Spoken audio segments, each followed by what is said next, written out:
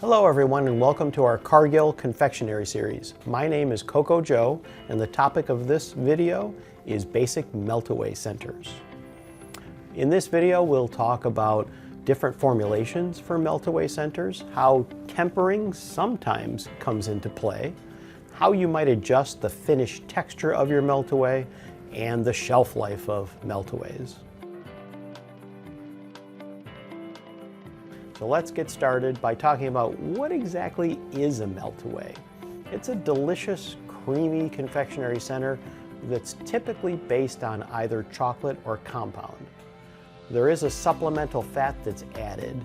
It could be coconut oil or soybean oil, or it even could be a nut butter like peanut butter, hazelnut butter, almond butter, really any nut butter. But that secondary oil intermingles with either the palm kernel oil or the cocoa butter in the chocolate or the compound and creates that delicious creamy center. My favorite personal recipe for Meltaways is a peanut butter Meltaway. It's simple and delicious.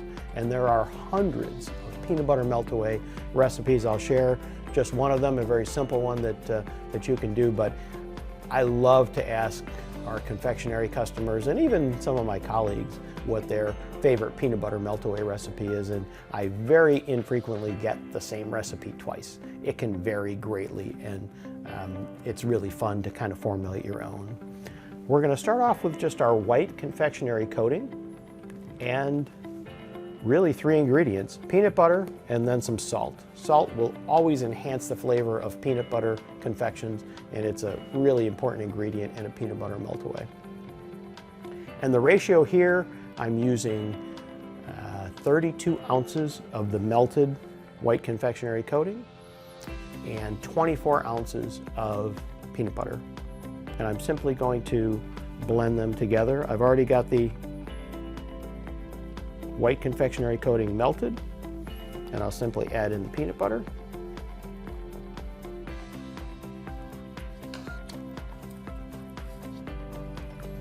And for this recipe, it's 1 teaspoon of salt. Generally, 1/4% by weight salt is a great place to start. A couple things to keep in mind with Meltaways. There is no water in here. We're using all fat-based ingredients in a Meltaway. In this particular Meltaway, it's the white confectionery coating, which is based on palm kernel oil. And then, of course, peanut butter has peanut oil. Those two oils interact and create a really creamy consistency. And then, of course, the salt just enhances that flavor. But there's no water in here to dissolve the salt. So we recommend using the finest salt you can get, like a flour salt or a popcorn salt, because that will disperse better and you won't feel the crunch of the salt if you use bigger salt particles. Now I melted the coating out to 115 to 120 degrees to be sure it was fully melted, and it had cooled down to about 105 degrees. The specific temperature is not really important, but since I used room temperature peanut butter, the heat of the coating is actually melting in the peanut butter, so it makes it really easy to mix. Now the beautiful thing about using confectionery coating is you don't have to worry about tempering or any cocoa butter crystallization. So it's as simple as mix and pour. I really want to make sure it's well combined.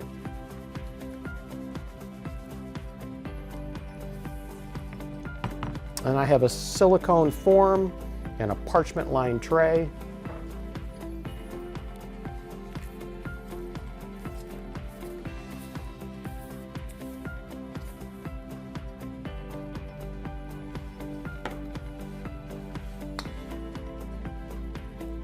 Of course, I want to get all of it, or as much as possible, because it's just so good.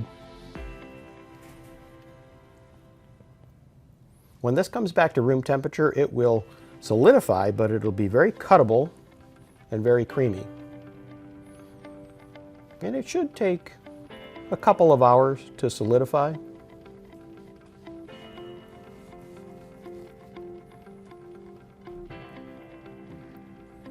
And you can speed that up with a fan if you'd like this to be ready to cut faster.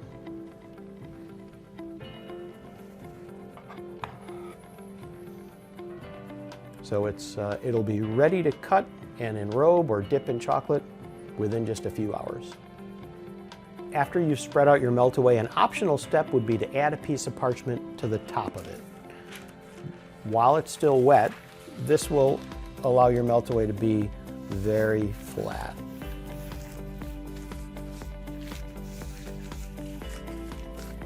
Now you have parchment on the bottom and on the top, and once it solidifies, the parchment will peel away and you'll have a nice flat bottom and top. When you can cut it into squares, you'll have a perfectly flat piece.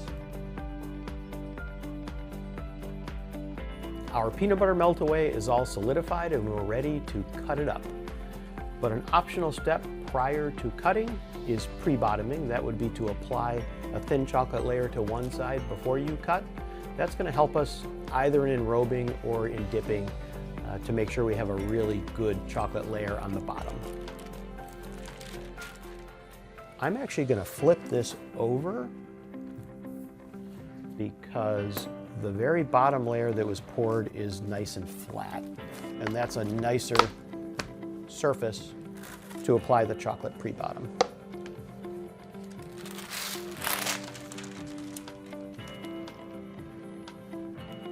We had the silicone form, which allowed us to make our nice square. And we're going to enrobe these in milk chocolate, and so I have some tempered milk chocolate that I'll use to do the pre-bottoming.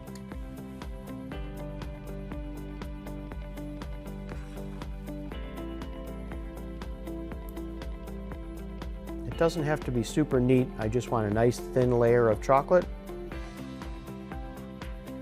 that covers everything. So this chocolate will crystallize and solidify in about 4 or 5 minutes, and once that's done, we'll be ready to flip it over and cut it into squares. Our chocolate pre-bottom on the peanut butter Meltaways has solidified, so we are ready to cut and dip them. We want our chocolate pre-bottom to be on the bottom, so we'll flip it over.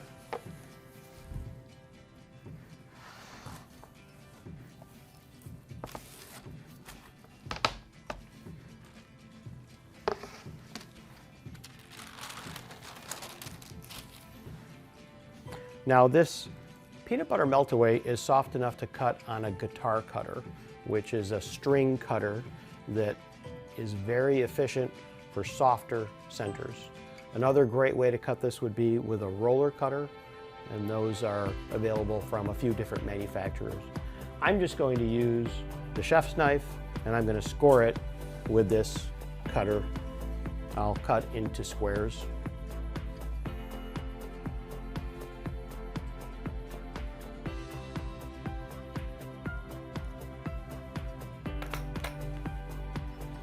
And now I can cut.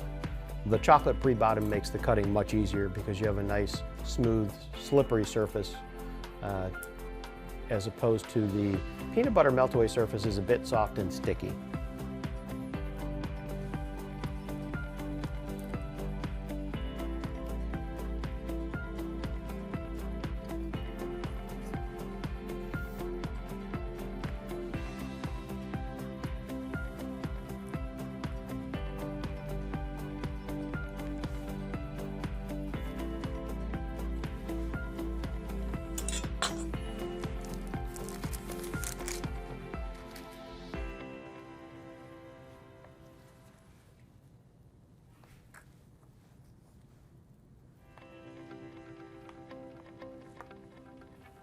And I will hand enrobe or hand dip a few.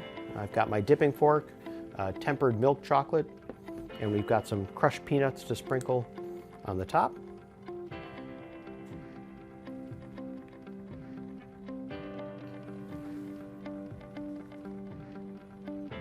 And of course you'll want to sprinkle your decorations while your chocolate is still wet.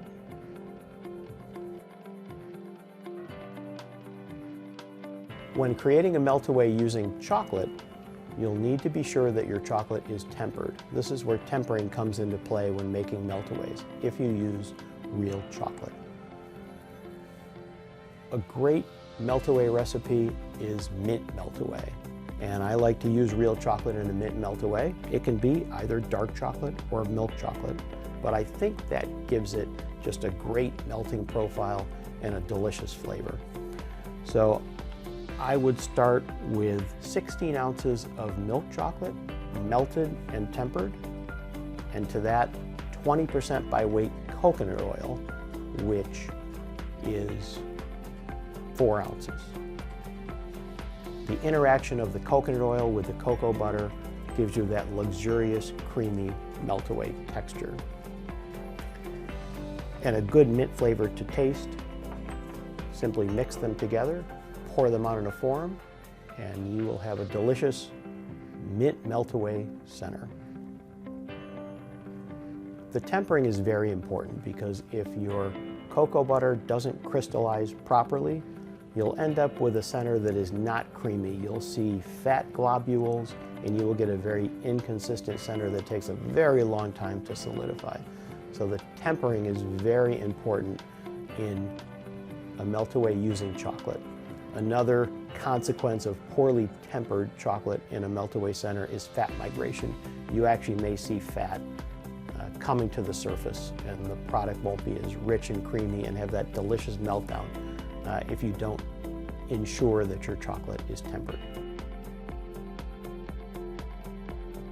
Regarding the shelf life of Meltaways, there's just a few things to keep in mind.